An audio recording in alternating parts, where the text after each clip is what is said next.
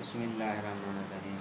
Dear students, آج ہم topic پڑھ رہے ہیں ڈرافٹنگ کا، کہ ڈرافٹنگ ہوتی کیا ہے۔ یہ LLB پارٹ 3 والے اسٹوڈنٹس کے لیے بہت ہی امپارٹنٹ ٹاپک ہے کہ ڈرافٹنگ جو ہے ہوتی کیا ہے۔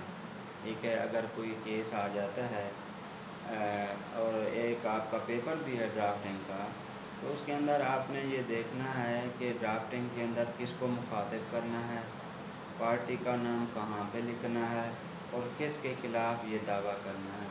آئیے میں آپ کو دکھاتا ہوں۔ ایک دعویٰ ہے ہمارے پاس، ہم نے ایک حکم امتناعی لینا تھا۔ اگر آپ کو اس دعوے کا پتہ چل گیا کہ دعویٰ کیا ہوتا ہے تو آپ انشاءاللہ سارا دعوے لکھ لیں گے۔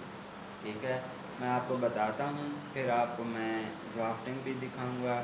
سب سے پہلے آپ سن لیں کہ دعویٰ ہوتا کیا ہے، کس کو لکھنا ہے، اور اپنے کلائنٹ مدعی کا کہاں پہ نام لکھنا ہے اور کن کو فریق بنانا ہے، اور دعوے کے اندر کیا لکھنا ہے اور تفصیل کیا دینی ہے، اور کھاتہ نمبر کہاں پہ لکھنا ہے، اور سالم رقبہ کہاں لکھنا ہے، اور رقبہ متداویہ جیسے وہ آپ کی زمین اس سے متنازع کے اندر ہے، اور موضع کہاں پہ لکھنا ہے، تحصیل ضلع۔ پھر اس کے اندر ہم نے تفصیل دینی ہوتی ہیں، اور آخری جو ہوتے ہیں وہ قانونی فقرے ہوتے ہیں، وہ کہاں پہ لکھنا ہے۔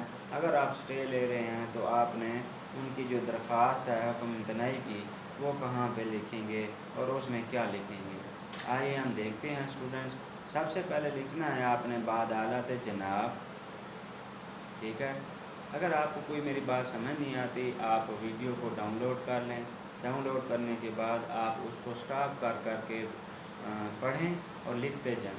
انشاءاللہ میں اتنی کوشش کروں گا کہ ہر اسٹوڈنٹ جو ہے نا اتنا قابل ہو جائے کہ وہ درخواست، وہ قانون کے اوپر کم از کم بیسک نالج ہونا، پتہ ہونا چاہیے۔ میں نے پچھلا لیکچر جو دیا ہے آپ کو، وہ جو معافی حاضری عدالت والا تھا، میں نے آپ کو درخواست بھی ساتھ دے دی تھی کہ آپ نے کیسے درخواست لکھنی ہے۔ تو آپ درخواست جب لکھیں گے اس کے اندر آپ نے یہ تمام چیزیں لکھنی ہیں۔ میں نے پیٹرن بھی بتا دیا ہے، آپ نے ایک پیج لینا ہے وہ معافی حاضری عدالت والا۔ ٹھیک ہے، تو اس کے اندر آپ درخواست بھی لکھ سکتے ہیں، اور میڈیکل گراؤنڈ ہیں یا فزیکل اپیرنس ہے وہ لکھ سکتے ہیں۔ آج ہم ڈرافٹنگ کے بارے میں پڑھ رہے ہیں کہ ہم نے اگر کوئی سٹے لینا ہو یا حکم امتناعی کا ایک دعویٰ دائر کرنا ہو تو اس میں کیا ہم لکھیں گے۔ سب سے پہلے ہم لکھیں گے 4-5 پیج لیں گے وائٹ، اس کے اندر لکھیں گے بعدالت جناب فاضل سینئر سیول جج صاحب مظفر گڑھ۔ پھر ہم لکھیں گے ٹکٹ کی جگہ چھوڑ دیں گے کم از کم تقریباً 3-4 انچ جتنا وہ چھوڑ دیں گے جگہ۔ پھر لکھیں گے اپنے مدعی کا نام جو آپ کے پاس پارٹی آئی ہے، پھر آپ نے بلدیت لکھنی ہے، پھر ذات لکھنی ہے، پھر سکنہ، موضع، تحصیل و ضلع۔ میں آپ کو ایک مثال دیتا ہوں، علی محمد والد گل محمد، ذات فلاں، سکنہ موضع فلاں، تحصیل فلاں، ضلع فلاں۔ یہ آپ نے اپنے کلائنٹ کے قواعد کے مطابق لکھنا ہے، اور اس کے نیچے آپ نے شناختی کارڈ نمبر اور فون نمبر دینا ہے۔ پھر آپ نے لکھنا ہے بنام، جو آپ کی پارٹی ہے مخالف ان کے نام لکھنے ہیں، 2 ہیں، 4 ہیں، 3 ہیں، 1 ہے، بنام کے نیچے لکھنا ہے۔ اب آگے جو ہے نا آپ نے مڈ میں پیج ہوتا ہے اس کو فولڈ کرنا ہے، مڈ کے اندر اس دعوے کا ٹائٹل لکھنا ہے۔ آپ کیا لکھیں گے؟ فرض کیا آپ کے پاس کوئی پارٹی آئی ہے، وہ کہتا ہے سر میں نے حکم امتناعی لینا ہے، بندہ قبضہ کرنا چاہتا ہے یا اس نے قبضہ جو ہے نا کرنے کے در پہ ہے، مجھے سٹے لا دیں، مجھے بہت تنگ کیا ہوا ہے۔ تو آپ نے کیا لکھنا ہے؟ دعویٰ بامراد صدور ڈگری حکم امتناعی دوامی بدیں مضمون کے مدعی اراضی بتفصیل ذیل کا مالک قابض ہے، مدعی علیہ کا اراضی متداویہ سے، مطلب جو میرے مخالف ہیں ان کا متداویہ میری جو جائیداد ہے قطعی کوئی تعلق یا واسطہ نہ ہے۔ یہ آپ ٹائٹل لکھ رہے ہیں۔ مدعی علیہ اراضی متداویہ میں بدون تقسیم، جب تک تقسیم نہیں ہوتی، مزاحمت یا مداخلت کے مجاز نہ ہیں۔ میں یہ آپ کو ساتھ ساتھ سمجھاتا آ رہا ہوں۔ اور مدعی علیہ اراضی متداویہ میں جو مطلب میری ڈسپیوٹڈ زمین ہے، بدون تقسیم، مزاحمت یا مداخلت کرنے کے مجاز نہ ہیں۔ مدلین قطعی طور پر قبضہ مدعی مطلب میری جائیداد کے اوپر جو میرا کلائنٹ آیا ہوا ہے، میں جدید تعمیرات کرنے کہ ان کو کہیں کہ وہ تعمیر نہ کریں اور بھارت نہ گرائیں، مطلب یہ ہے کہ اس کے اندر مٹی نہ ڈالیں اور دیگر آلات تعمیر گزرنے کے مجاز نہ ہیں۔ ماداد رستی مستسلمہ کو مدعا علیہم اراضی متداویہ میں ہمہ قسمی مزاحمت مداخلت کرنے سے باز و ممنوع ہیں۔ یہ تھا آپ کا ہیڈ ٹائٹل ڈرافٹنگ کا کہ آپ نے سٹے کے اندر کیا لکھنا ہے۔ پھر آپ نے لکھنا ہے اس کے نیچے تفصیل اراضی، کھاتہ نمبر لکھنا ہے آپ نے جمع بندی سے دے کر، سالم رقبہ کتنا ہے، اور رقبہ متداویہ جو آپ کی متداویہ کہتے ہیں جو آپ کی ٹوٹل زمین ہے اس میں جو بندہ آپ کو تنگ کر رہا ہے آپ نے وہ مینشن کرنی ہے زمین، اور موضع اور تحصیل و ضلع۔ ٹوٹل رقبہ بھی انڈر لائن کر کے جہاں رقبہ متداویہ لکھا ہے اس کے نیچے لائن ڈال کے آپ نے لکھنا ہے کل رقبہ۔ آگے آپ نے لکھا ہے مدعی بدریہ کونسل حسب ذیل عارض ہے، تو آپ نے کیا لکھنا ہے یہ کہ مدعی نے جائیداد متداویہ کھاتہ متداویہ میں، یہ کہ مدعی نے جائیداد متداویہ مطلب میری جو جائیداد ہے کھاتہ متداویہ میں مسمی فلاں والد فلاں قوم فلاں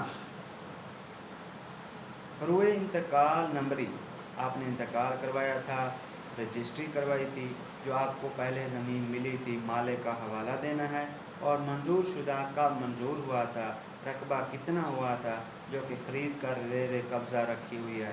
آپ نے دعوے کے اندر قبضہ لازماً شو کرنا ہے اور اس کا وہ مالک و قابض متصرف ہے۔ اس میں سے مدعی نے رقبہ ایک مرلہ بروئے رجسٹری نمبری، میرا جو کلائنٹ تھا اس نے ایک کنال لی تھی اور ایک کنال کی رجسٹری تھی، اس کے بعد جو 476 مورخہ آپ نے ڈیٹ لکھنی ہے، مسمی فلاں کو منتقل کر کے قبضہ مالکان دے دیا گیا ہے۔ اگر آپ نے کسی کو بیچی ہوئی ہے وہ بھی حوالہ دینا ہے تاکہ آپ کا موقف بن جائے۔ اب بقیہ رقبہ جو آپ کا رقبہ متنازع ہے وہ لکھنا ہے، اور عنوان مالک قابض ہے مطلب میرے پاس قبضہ ہے، مدلین کا کوئی تعلق واسطہ نہ تھا اور نہ ہے۔ پھر آپ نے کہنا ہے نہ اس کا تعلق ہے نہ واسطہ ہے۔ آگے ہے سر یہ کہ فقرہ نمبر 2 لکھنا ہے آپ نے، یہ کہ مدعی نے اراضی متداویہ کو خرید سے قابل برو اسٹام نمبری نمبر لکھنا ہے، مورخہ لکھنا ہے اور زمین لکھنی ہے محدود جس میں الہی بخش مذکور سے بصورت بائے حاصل کر کے، پھر آپ نے لکھنا ہے کہ کس سے حاصل کی تھی اور قبضہ کیا تھا اور آپ نے کیا بنایا ہوا ہے، اور آپ نے یہ بھی بتانا ہے کہ کتنا قبضہ ہو گیا ہے آپ کا اور کتنا آپ کو سال ہو گئے ہیں اس کے اوپر، اور آپ کب سے اس پر مالک و قابض اور متصرف آ رہے ہیں۔ تو آپ نے تیسرے نمبر پہ یہ لکھنا ہے کہ یہ اراضی متداویہ بر مدعی نے آپ نے وہاں کیا اگایا ہوا ہے، مکان بنائے ہوئے ہیں یا کوئی چیز اگا رہے ہیں، آپ نے وہ لکھنا ہے بغیر دیگر تعمیر پختہ اینٹ بھی ڈلوائی ہوئی ہے۔ پھر آپ نے لکھا ہے تعمیرات کا مدعی پورا حق رکھتا ہے اور تعمیرات میں مدلین کی مزاحمت مداخلت کا حق نہ ہے۔ پھر لکھنا ہے وہ قطعی طور پر مداخلہ مزاحمت کے مجاز نہ ہیں۔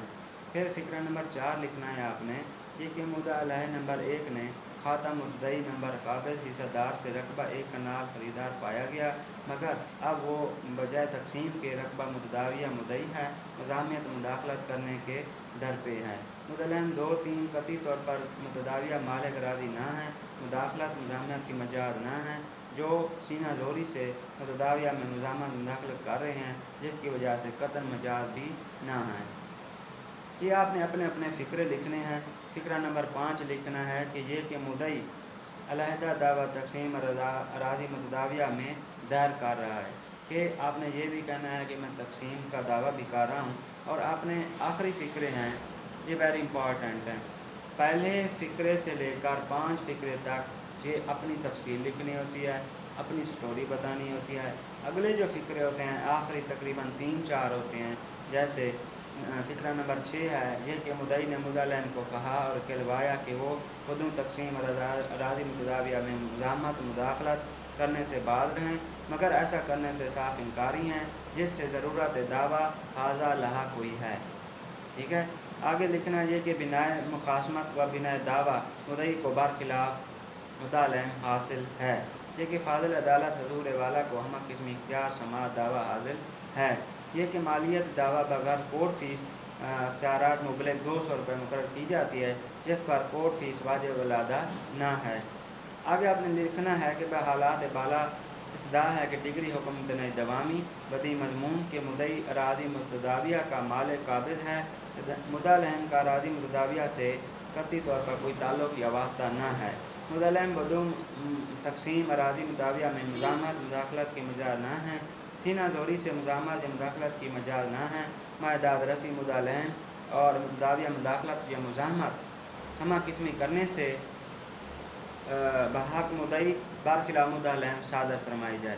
پھر جب آپ نے استدعا لکھی اس کے ساتھ ایک فرمیشن یا تصدیق بھی لکھنی ہے کہ حلفاً تصدیق کی جاتی ہے کہ عقدی دعویٰ مراتب بالا فقرہ نمبر 1 تا 7 میرے علم و یقین سے صحیح و درست ہے، مقام لکھنا ہے مظفر گڑھ ہے، جو بھی آپ کی ڈسٹرکٹ ہے، پھر ڈیٹ ڈالنی ہے، اور آپ نے ایک نوٹ بھی ڈالنا ہے جہاں آپ نے فقرہ نمبر 1 لکھا تھا کہ دعویٰ ہاذا اول ہے، درخواست سٹے بیان حلفی لا فاضہ ہے، اگر آپ سٹے لے رہے ہیں تو۔